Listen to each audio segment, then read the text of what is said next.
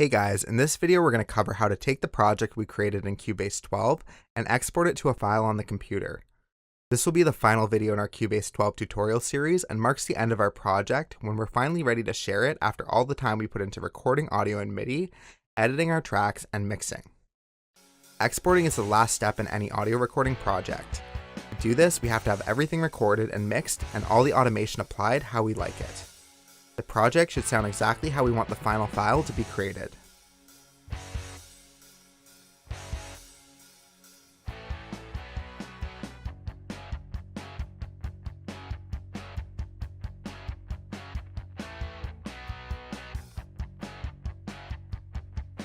Before exporting, I'm going to use the left and right locators in the bottom panel near the transport to set up the actual playback region.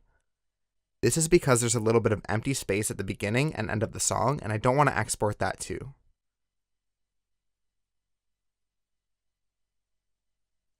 To start the exporting process, go to the File menu, select Export, and Audio Mixdown to bring up the exporting window. We get a lot of controls in the exporting window, but we don't really need to know about all of them. On the left, we have what will be exported. The first panel is for the single channels. This is what we would use if we wanted to output just our main stereo out. If everything is configured properly, it should be running through that like we talked about a few videos back in the Audio Connections tool for the Sends and Groups video, then all of our tracks and audio will be on this main stereo out. If we try to go to multiple and export a few different tracks at once, we'll get individual files for all of them instead of just one file with all the tracks playing. We do have the option here of exporting one instrument at a time if needed, and sometimes we'd want to do this if we had groups that we wanted to send stems for mastering, such as the guitar, drums, and vocals individually.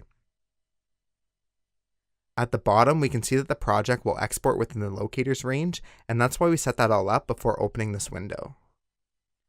The top middle section is where we choose the file name, folder location on the computer, and get to see what the file will be called. The conflicts dropdown asks us what to do if there's already a file with that name, such as overwriting, renaming it to a new file, or asking us each time it happens. The file format has presets, but I usually just export as a simple WAV file or MP3.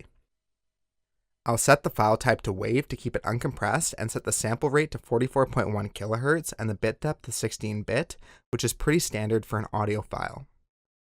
For most applications, you don't have to worry about the extra checkboxes on the right. With the MP3 file types, the only thing I want to mention is that it's often a good idea to use as high of a bit depth as possible, as this will apply less compression, but also retain the best balance of sound quality. Once that's done, press the export button at the bottom, and in a few seconds to minutes, we'll have a completed file in our computer in our folder that we can listen back to and share.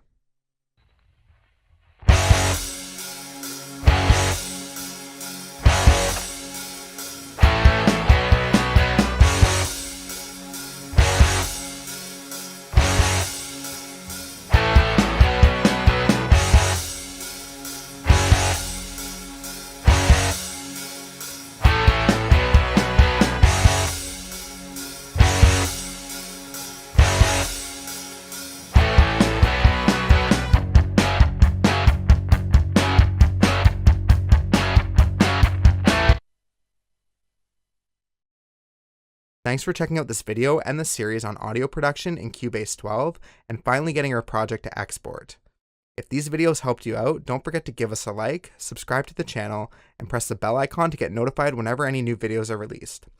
You can also check the video description for links to social media accounts to stay up to date on all our new content.